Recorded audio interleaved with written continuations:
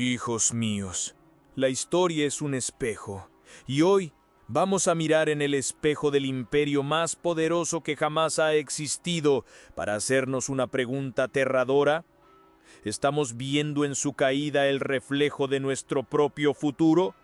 Les ruego, escuchen esta advertencia hasta el final, porque los síntomas de la misma enfermedad que mató a Roma se están manifestando hoy.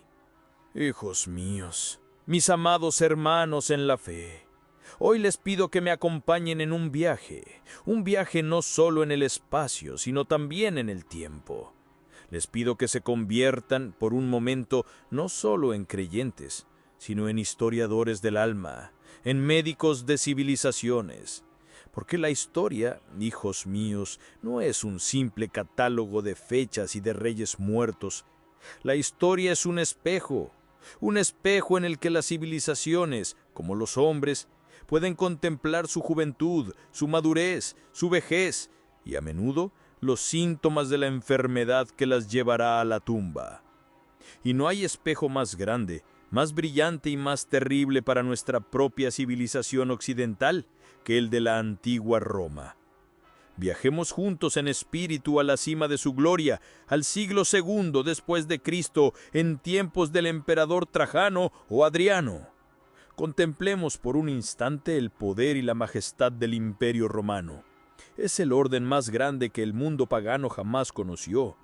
Desde las brumas de Britania hasta las arenas de Mesopotamia, desde el Rin hasta el Nilo, una sola ley, una sola moneda, un solo poder gobernaba a millones de almas. El águila de sus legiones, invencible, garantizaba una paz impuesta por la espada, la paz romana. Sus calzadas de piedra, que aún hoy sobreviven, eran las venas por las que circulaba el comercio, la cultura y el poder militar. Sus acueductos, esas arterias de piedra que desafiaban valles y montañas, llevaban agua y vida a ciudades prósperas. Su derecho, el derecho romano, era el esqueleto invisible que sostenía una sociedad compleja y organizada. Miren la capital, Roma misma, la ciudad eterna. 1 millón de habitantes, un crisol de pueblos y de lenguas. Contemplen la magnificencia de sus monumentos, el Coliseo, el Panteón, los foros imperiales, las termas. Es una ciudad que se sentía el centro del universo, la culminación de la historia humana. Se sentía invencible, se sentía eterna. Si le hubieran dicho a un ciudadano romano de esa época que su imperio, esa construcción colosal que parecía tan sólida como las montañas, se derrumbaría, que sus templos se convertirían en ruinas y que la hierba crecería en su foro, se habría reído de ustedes. Le habría parecido tan absurdo como si nosotros imagináramos hoy que el sol no saldrá mañana. Y sin embargo, ¿se derrumbó? ¿Por qué? ¿Cómo pudo caer una estructura tan poderosa? La respuesta fácil, la que aprenden los niños en la escuela, es que fue destruida por las invasiones bárbaras. Hordas de godos, vándalos y hunos que cruzaron las fronteras y saquearon el imperio. Pero esa, hijos míos, es una verdad a medias y por lo tanto una mentira peligrosa. Los bárbaros no derribaron un árbol sano y fuerte. Los bárbaros más bien fueron como los gusanos que finalmente devoran un árbol que llevaba décadas pudriéndose por dentro. La gran lección de la caída de Roma, la lección que resuena como una advertencia atronadora para nuestro propio tiempo, es esta: ninguna civilización es asesinada desde fuera hasta que primero no ha cometido un lento suicidio desde dentro. La decadencia de Roma no comenzó en sus fronteras lejanas, sino en el corazón de sus ciudades, en la intimidad de sus familias, en el alma de sus ciudadanos. Fue un cáncer espiritual y moral, una enfermedad silenciosa que fue corroyendo sus cimientos mucho antes de que los muros se vinieran abajo. Mientras la fachada del imperio aún brillaba con oro y mármol, por dentro las termitas del vicio, de la corrupción y de la desesperanza estaban devorando las vigas maestras que lo sostenían. Y cuando finalmente los bárbaros empujaron la puerta, descubrieron que ya no había nadie con la fuerza o la voluntad para defenderla. Por eso, hijos míos, el viaje que les propongo es un viaje peligroso, porque nos obliga a mirarnos en ese espejo. Les invito a que, en las próximas partes de este mensaje, analicemos juntos, con la precisión de un cirujano, los síntomas de esa enfermedad mortal que acabó con Roma. Y les pido que lo hagan con una valentía honesta, preguntándose a cada paso, ¿reconocemos estos síntomas? ¿Vemos estas mismas señales de decadencia en el cuerpo de nuestra propia civilización occidental? Porque solo si somos capaces de diagnosticar la enfermedad a tiempo, tendremos la oportunidad de buscar la cura antes de que sea demasiado tarde. Hijos míos, hemos aceptado el desafío de mirar en el espejo de la historia. Hemos dejado atrás la fachada gloriosa de Roma y nos hemos dispuesto a examinar, como médicos del alma, los primeros síntomas de la enfermedad que la condujo a la muerte. Y el primer órgano que debemos analizar, el más vital de todos, el corazón de cualquier civilización, es la familia. Porque cuando la familia enferma, toda la sociedad comienza a agonizar. Y la Roma tardía, hijos míos, sufría de una profunda y devastadora cardiopatía. Durante siglos, la fuerza de Roma había residido en su estructura familiar tradicional, la familia romana, con su pater familias, su respeto por los antepasados, su sentido del deber y su sacralidad del matrimonio. Pero en los siglos que precedieron a la caída, este fundamento comenzó a agrietarse y a desmoronarse. El divorcio, que antes era una rareza escandalosa, se convirtió en una epidemia. La gente de la clase alta, en particular, cambiaba de cónyuge con la misma facilidad que cambiaba de túnica, en una búsqueda hedonista de la novedad y el placer. El compromiso de por vida se convirtió en una broma, y con la destrucción del matrimonio vino la destrucción de la natalidad. Las élites romanas, absortas en su lujo y en su egoísmo, comenzaron a ver a los hijos no como una bendición y el futuro de Roma, sino como una carga, un obstáculo para su comodidad y su libertad. El historiador Polibio, ya en el siglo II a.C., se lamentaba: la gente se ha vuelto presa de la ostentación, la avaricia y la pereza, y no quieren casarse, o si se casan, no quieren criar a los hijos que nacen. El aborto y el infanticidio, especialmente de niñas, se convirtieron en prácticas comunes y socialmente aceptadas. Roma, hijos míos, estaba sufriendo un invierno demográfico. Estaba muriendo por falta de romanos. Y mientras la cuna se vaciaba, la cama se profanaba. La moralidad sexual de la Roma tardía se hundió en un abismo de depravación que hoy nos cuesta imaginar. La promiscuidad, el adulterio, la homosexualidad y toda forma de perversión no solo se practicaban, sino que se celebraban en su literatura, en su teatro y en sus artes. Las famosas orgías no son un mito de Hollywood. Eran la expresión de una sociedad que había perdido todo sentido de la sacralidad del cuerpo y del amor humano. Y para distraer a una población cada vez más vacía y sin propósito, el Estado ofrecía panem et circenses, pan y circo.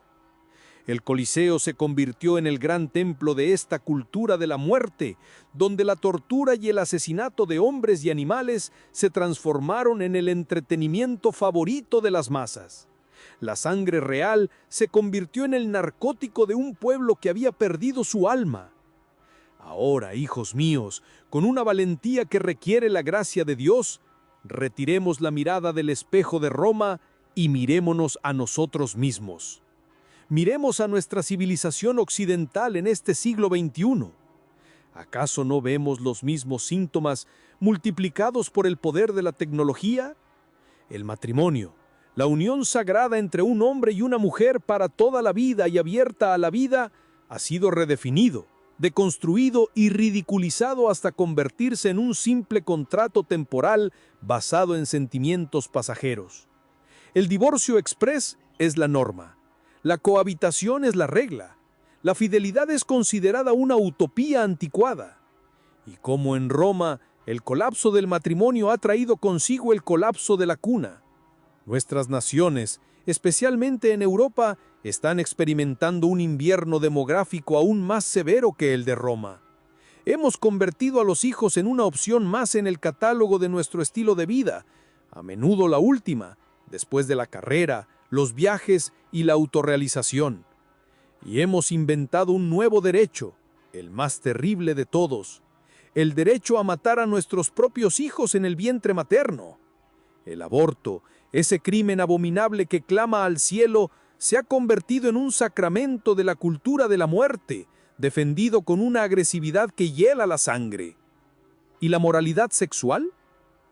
Necesito describirles el pantano en el que vivimos. La pornografía, esa orgía digital que llega a los ojos de nuestros hijos a través de los espejos negros de sus teléfonos, ha normalizado la depravación y ha destruido la capacidad de amar de toda una generación.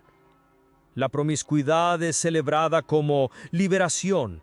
Las perversiones más oscuras son presentadas como identidades respetables. Y nuestros circos modernos, los medios de comunicación y la industria del entretenimiento nos alimentan con una dieta constante de violencia, de banalidad y de lujuria. Un pan y circo digital diseñado para mantenernos distraídos mientras nuestra civilización, al igual que Roma, se desangra por sus heridas morales. Hijos míos, el diagnóstico es claro y terrible. La misma enfermedad del corazón que mató a Roma, la desintegración de la familia y el colapso de la moral, está en una fase muy avanzada en el cuerpo de nuestra propia sociedad. Hijos míos, hemos examinado el corazón enfermo de Roma y hemos encontrado en él el reflejo de nuestra propia decadencia moral y familiar. Pero la enfermedad de una civilización, como la de un cuerpo humano, rara vez ataca a un solo órgano. El cáncer de la inmoralidad, una vez que hace metástasis, se extiende inevitablemente a la cabeza y el sistema circulatorio de la sociedad, su gobierno y su economía. Un pueblo moralmente corrupto no puede sostener por mucho tiempo un sistema político justo ni una economía sana. Y el espejo de la Roma tardía, una vez más, nos devuelve una imagen terriblemente familiar. Contemplemos el sistema político de la Roma tardía. Aquella república que un día se enorgullecía de sus virtudes cívicas, de su senado, de su ley, se había convertido en una dictadura militar disfrazada, carcomida por una corrupción endémica. Los emperadores ya no eran los mejores y más sabios, sino los generales más crueles y ambiciosos, a menudo proclamados por sus propias legiones y asesinados por ellas poco después. El siglo III, por ejemplo, fue una pesadilla de anarquía y guerra civil, con más de 20 emperadores en menos de 50 años. La lealtad ya no era a la idea de Roma, sino al hombre que prometía más poder o más dinero. La política se convirtió en un juego mortal de conspiraciones, traiciones y asesinatos. Y el pueblo, viendo la corrupción de sus líderes, perdió toda fe en el Estado, todo sentido del bien común. Se refugiaron en un individualismo cínico, sálvese quien pueda. Y para sostener este sistema caótico, para pagar a un ejército cada vez más grande y mercenario, y para mantener a la plebe de Roma contenta con su pan y circo, el Estado romano recurrió a la más antigua y destructiva de las tentaciones económicas, la degradación de la moneda. Comenzaron a acuñar monedas con cada vez menos plata, mezclándola con metales más baratos.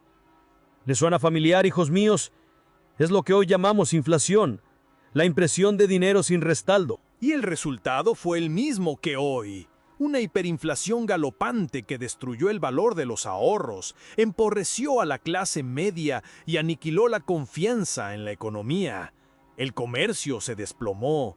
Los impuestos se volvieron confiscatorios, asfixiando a los pequeños agricultores y empresarios. El Estado, en su desesperación, se volvió cada vez más tiránico, fijando precios, obligando a los hijos a seguir la profesión de sus padres. La libertad económica desapareció y con ella la prosperidad que había sido el orgullo del imperio. Ahora, hijos míos, con la misma valentía con la que examinamos la decadencia moral, Miremos la nuestra. Miremos nuestros sistemas políticos. ¿Acaso no vemos una polarización tan profunda y un odio tan visceral entre facciones que a menudo se asemeja a una guerra civil fría?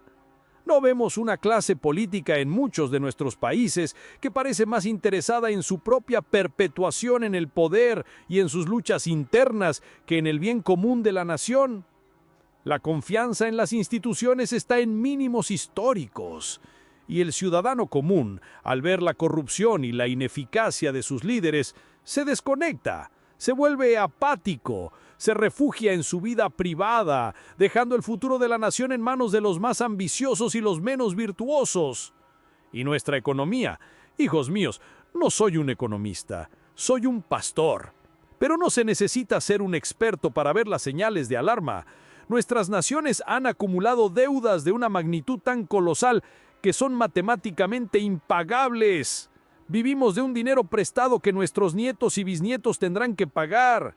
Hemos creado sistemas de bienestar tan gigantescos y complejos que desincentivan el trabajo y la responsabilidad personal.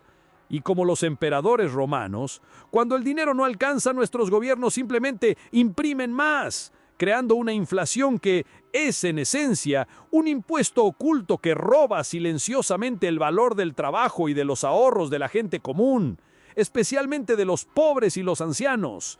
La economía, que debería estar al servicio del hombre, se ha convertido en un ídolo incomprensible, un casino global de especulación y de deuda que amenaza con derrumbarse sobre nuestras cabezas.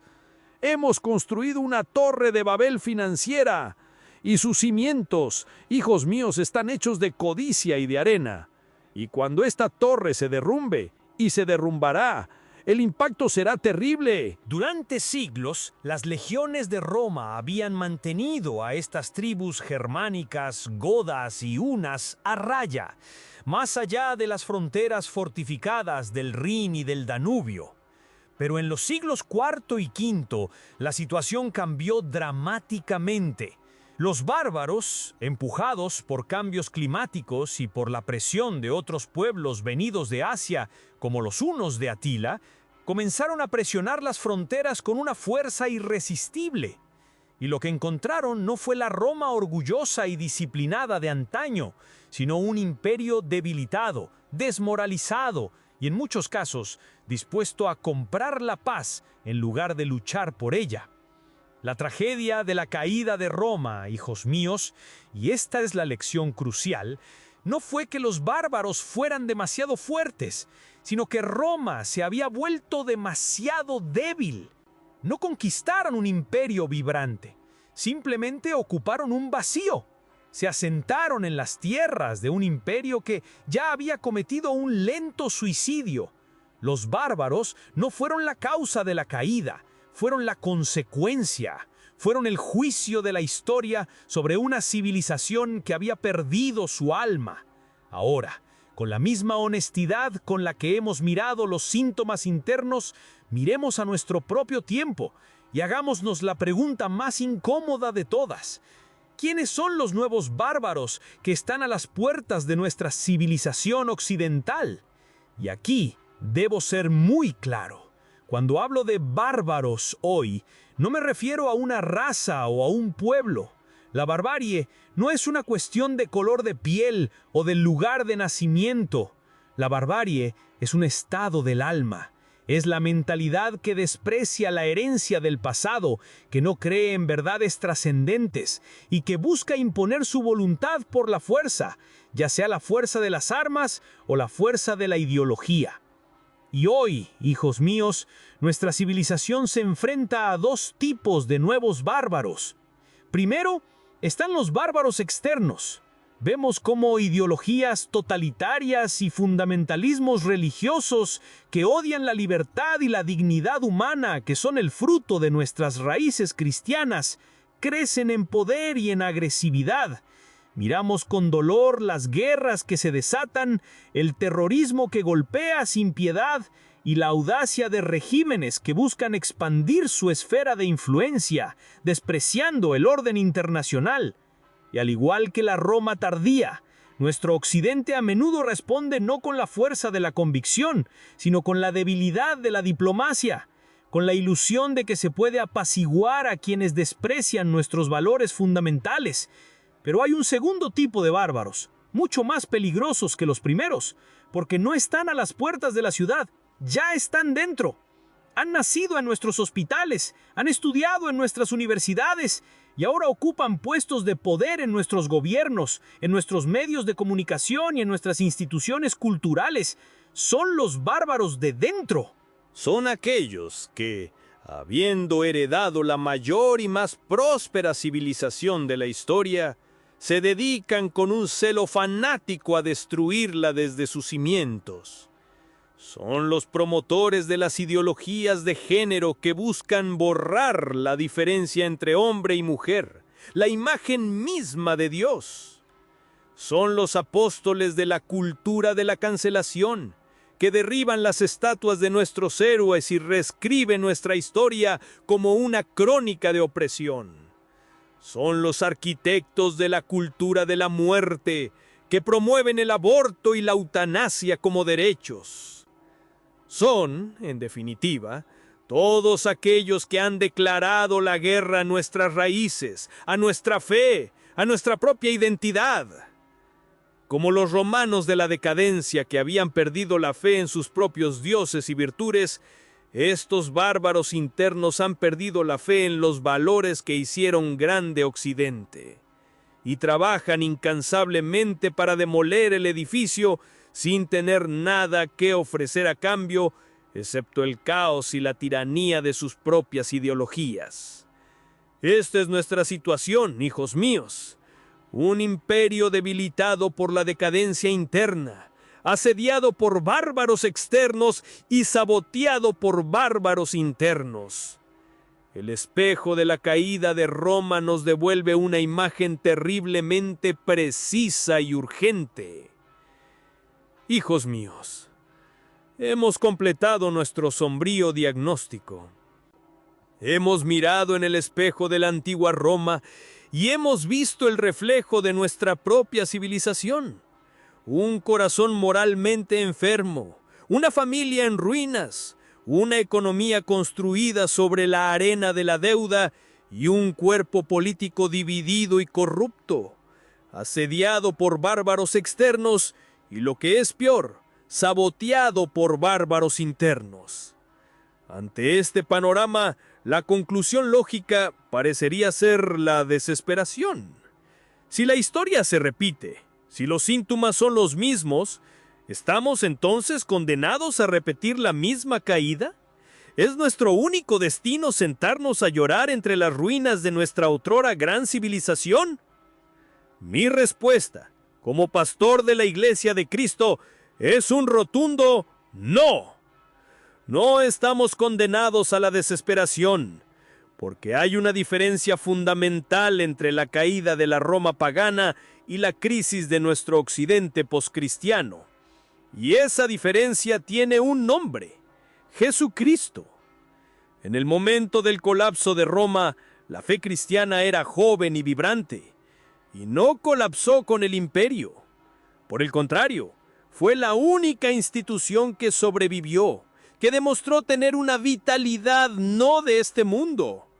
Y en los siglos oscuros que siguieron, cuando la ley y el orden desaparecieron y Europa se sumió en el caos y la ignorancia, la Iglesia no solo sobrevivió, sino que se convirtió en la matriz de una nueva civilización.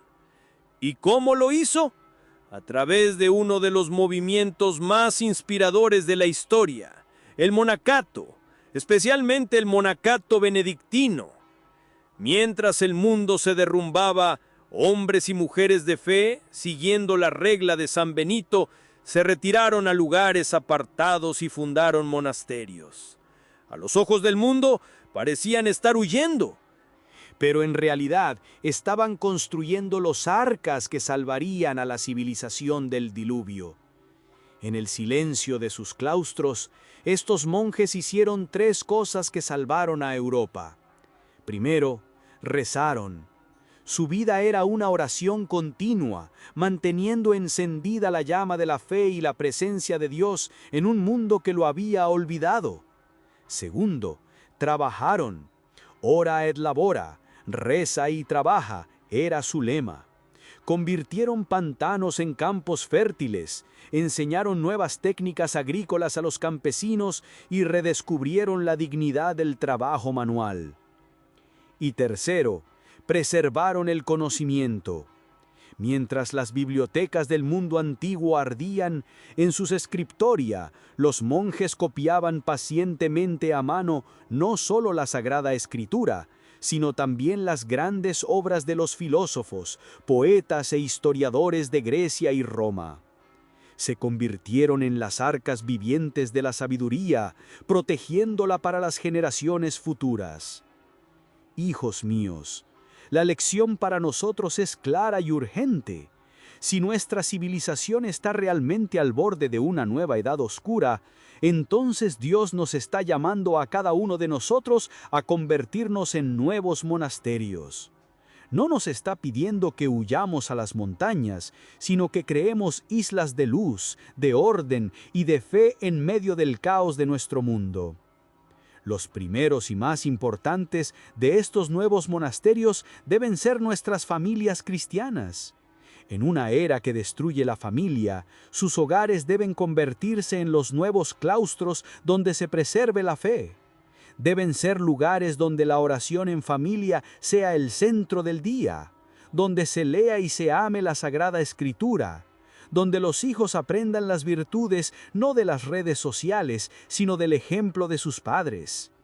Cada familia que reza unida, que permanece fiel al matrimonio indisoluble y que se abre generosamente a la vida, es un monasterio que está salvando el futuro. Nuestras parroquias y comunidades deben convertirse también en monasterios. Deben dejar de intentar imitar al mundo para ser atractivas y convertirse en verdaderos oasis de contracultura. Deben ser lugares de liturgia reverente y hermosa, de catequesis sólida y sin complejos, de caridad activa hacia los pobres y los marginados y de comunión fraterna real donde nadie se sienta anónimo o solo. Y finalmente, cada uno de ustedes, cada alma, está llamado a ser un pequeño monasterio ambulante. En medio del ruido y la distracción, deben cultivar el silencio interior a través de la oración. En medio del caos moral, deben vivir una vida de orden, de disciplina y de virtud.